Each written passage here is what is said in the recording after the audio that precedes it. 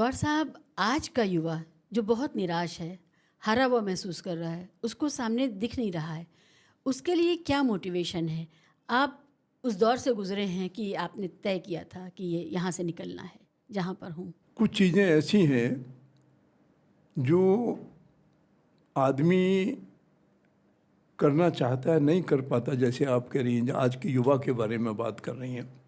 पहली बात तो मैं आज के युवा से यही कहूँगा कि अच्छी शिक्षा लेने के बाद आपके मन में एक विचार आया कि मुझे नौकरी मिलनी चाहिए। ना तो नौकरी आपका बर्थ राइट है, ना ही गवर्नमेंट बाउंड है कि आपको नौकरी दे, बाउंडिंग में नहीं है। तो फिर ऐसे में क्या करें? ऐसे में ये है कि आज बहुत सारे फील्ड खुल चुके हैं। हमारे समाज की, व्यक्ति की ज़रूरतें बहुत ज़्यादा हैं। मैं कुछ एग्जाम्पल दूंगा आपको। अभी मैं जो एग्जाम्पल आपको देने चाह रहा हूँ वो आपको मोटिवेट करेंगी। हरियाणा में मैंने नोट किया हुआ था, कहीं एक गांव है, उसका आदमी बहुत ऑर्डिनरी, करीब 3 बीघे खेत उसके पास नौकरी करता था। उसकी एक्सीडेंट में डेथ हो गई। डेथ होने के बाद 2 बच्चे और एक विधवा वहाँ रह गई। सवाल हो गया जिंदा रहने का, बच्चों को शिक्षा पालने का, क्या करने का। एक कोई आदमी आया, उसने कहा कि तुम ऐसा करो बहन कि ये मधुमक्खी पालना शुरू करो। तो वो 2 बक्से बड़ी मुश्किल से कर्जा लेकर के 2 बक्से लेके आई और अपने खेत पर रख दिए। फिर वो 2 बक्से रखे, उसके बाद उसके दिमाग में विचार आया कि वो फलाने के खेत जो है ना, फलाने के पास 20 बीघे खेत है। वो उसके घर गई। उन्होंने कहा भैया एक काम मेरा है, मैं 4 बक्से ला रही हूँ, तुम्हारे यहाँ रखवा दूँ? न रखवा दूँ, मेरा इसमें क्या जाता है, खेत है मेरे, तो वहाँ रख के रहेंगे। आज उसकी हालत ये है उस महिला की कि उसके पास 20 वर्कर काम कर रहे हैं और उसकी इनकम लाखों में है और वो दिन पर दिन बढ़ा रही है। नेचुरल शहद बनाती है और उसको खरीदने वाले अब उसके घर पहुंच जाते हैं। एक दूसरा उदाहरण मैं देना चाहूँगा कि दिल्ली से IIT किया हुआ एक व्यक्ति, मैं चाहे तो उसकी डिटेल मंगा दूंगा।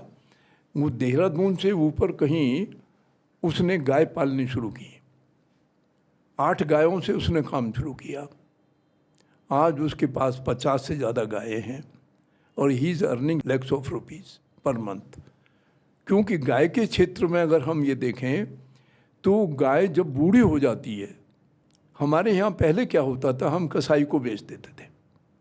आज उसको बेचने की ज़रूरत नहीं है, केवल उसका गोबर उसका भोजन तैयार कर देता है, उसका मूत्र उसका भोजन दे देगा। आज उसका मूत्र भी बिकता है, आज उसका गोबर भी बिकता है, आज गोबर से पेंट भी बन रहा है, आज गोबर से ईंटें भी बन रही हैं, तमाम चीज़ें गोबर से बनने लगी, गोबर से गैस भी बन रही है। तो उसका कोई चीज़ कभी वेस्ट नहीं जाती। लेकिन हमें नया कुछ करने के लिए थोड़ा कष्ट करना पड़ेगा। उसी तरह से ऑर्गेनिक खेती है। अभी मेरठ के पास दोहाई एक गांव है, एक आदमी दिल्ली का ही, बड़ा हाईली क्वालिफाइड, उसने 8 बीघे ज़मीन बटाई पे ली। बटाई का अर्थ ये होता है कि आधा आधा ज़मीन आपकी, काम मैं करूँगा। आज वो 60 बीघे में ऑर्गेनिक खेती कर रहा है। उसकी डिमांड सारी जो है 5 स्टार होटल्स के लिए है।